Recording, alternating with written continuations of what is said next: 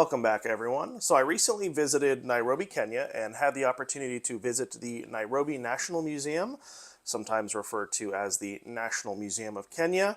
It was mostly natural history, focused with catalogs of plants, primate evolution, stuffed animals, stuffed birds on display, kind of covering Eastern African natural history and the Great Migration.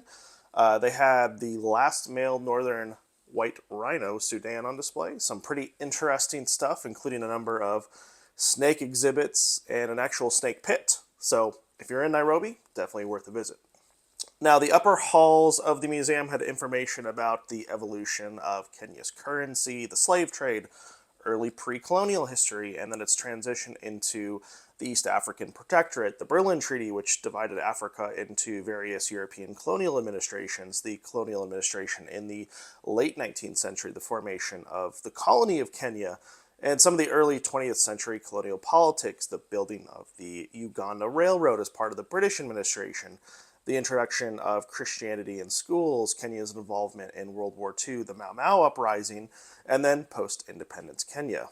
Now, in terms of military history, which is what I'm mostly interested in, of course, it was fairly short and succinct.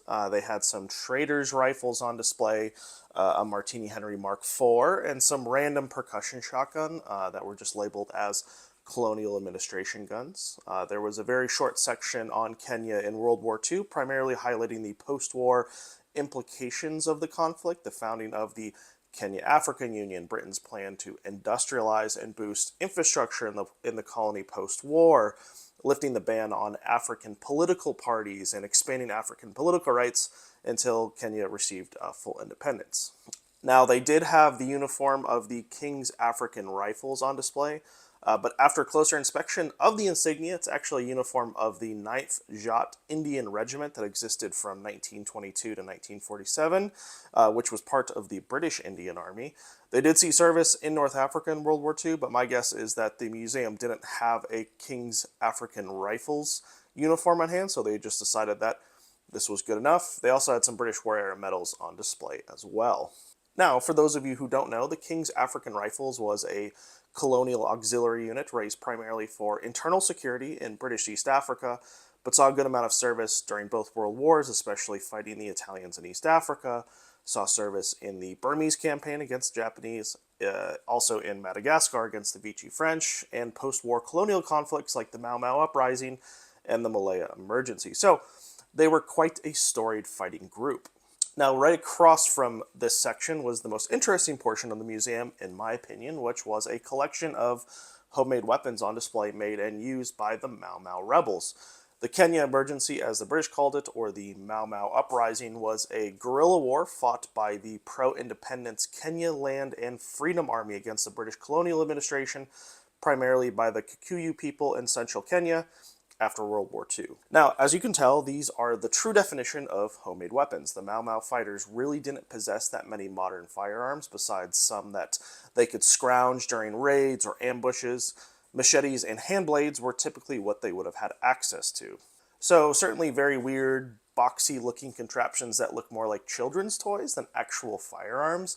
The crude appearance of these leads me to guess that these were not actually made to fire real ammunition, but rather to mimic firearms in appearance, probably in order to intimidate or appear armed when you're going through a village. Every single one of them is completely different and unique, as you can see. The couple at the bottom here, kind of resemble Lee Enfields, which is still a huge stretch. The others are supposed to resemble, I guess, generic rifles or shotguns, a handful of pistols with bolt-action levers on them. One had an external slinky-type spring on it. The barrels are really no more than just plumbing tubes, it looks like, with barrel bands being just thin pieces of metal that are nailed in place. Now, the only piece of information at the actual display was a small placard that said, quote, "These guns were used by Mau Mau freedom fighters." So that doesn't really tell us much about these rifles altogether. So I did a bit of research when I got home and found several pages on the Imperial War Museum website cataloging Mau Mau improvised firearms, which look very similar to what I saw on display here in Nairobi. One historical note said, quote, "This weapon was made by a Kikuyu Mau Mau supporter who styled himself General Dr. Russia, who was a gun maker constructing guns in a camp in the foothills of Mount Kenya. These improvised and sometimes imitation weapons were carried by Mau Mau leaders as badges of rank and status symbols. When they could not obtain real guns, General Dr. Russia surrendered in 1956 under the Green Branch amnesty and led police to his camp.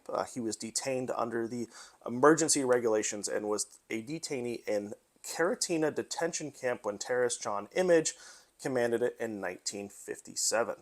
I did some more searching and found that Lieutenant General Dr. Russia's real name was Simon Peter Nagatia, based on a letter he wrote in 1956 while he was being detained at the Karatina camp. Quote, "I was Lieutenant General Dr. Russia, and I was making guns in my section." So, it sounds like these guns on display could very well be from this same guy, or presumably there were a number of different bush gunsmiths out there during the uprising. Jonathan Ferguson of the Royal Armouries has a video showing off several Mau Mau bush guns that were brought back to the UK as souvenirs by British servicemen who were in Kenya. Now his examples show that they were pretty much made from whatever metal scrap was available, generally unsafe to shoot, and probably more psychological than tactical. The one he's holding in the video is technically operable as essentially a slam-fire weapon, but it's not a sealed breech, and the best guess is they likely use shotgun holes filled with whatever powder and shot they had. There's no way a .303 cartridge would fire in these without blowing up, so definitely go check out Jonathan's video. It's pretty interesting. I also came across a thesis paper written by James Stoddard, a University of Central Florida student in 2020, called Mau Mau Blasters, the Homemade Guns of the Mau Mau Uprising. I'll link to it below, but he goes quite in depth on various firearms manufacturing methodologies as described by one of the Mau Mau leaders, General Russia. Kind of a theme. There's a Dr. Russia and a General China.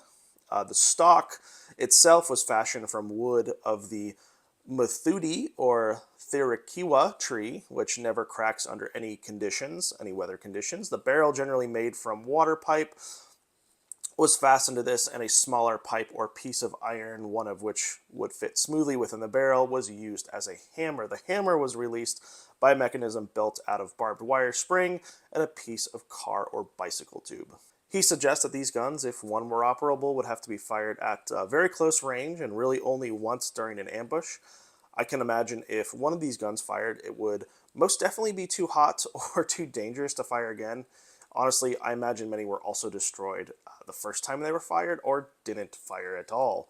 Stoddard also has a section focused on oral and written memoirs of Mau Mau rebels using homemade firearms. One anecdote had a rebel firing his homemade weapon during an ambush around 50 yards. The weapon fails to go off. He attempts this 2 more times with no success and retreats. Certainly some really interesting narratives around people who use them in guerrilla combat.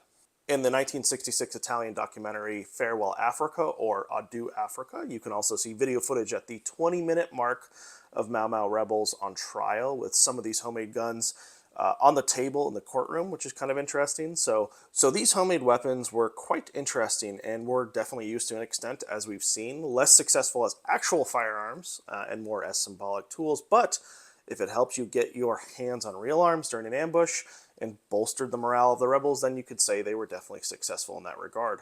Also on display was a small metal badge labeled Home Guards Badge, Fort Hall number 3483.